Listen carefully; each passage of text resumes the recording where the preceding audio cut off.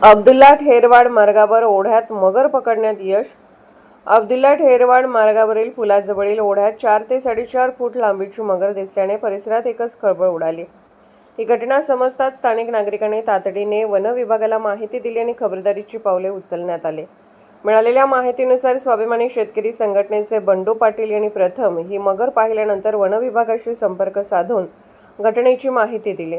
त्यानंतर वन विभागाच्या सूचनेनुसार शिरोळ येथील सर्पमित्रांनी घटनास्थळी धाव घेतली. सर्पमित्रांच्या पथकाने योग्य दक्षता घेत ओढ्यातील मगर पकडण्याची मोहीम राबवली.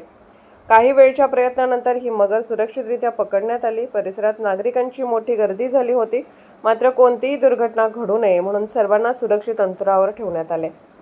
यावेळी सामाजिक कार्यकर्ते अर्जुन जाधव, ग्रामपंचायत सदस्य सचिन पाटील, दयानंद पाटील, निगोंड पाटील यांच्यासह गावातील अनेक ग्रामस्थ घटनास्थळी उपस्थित होते.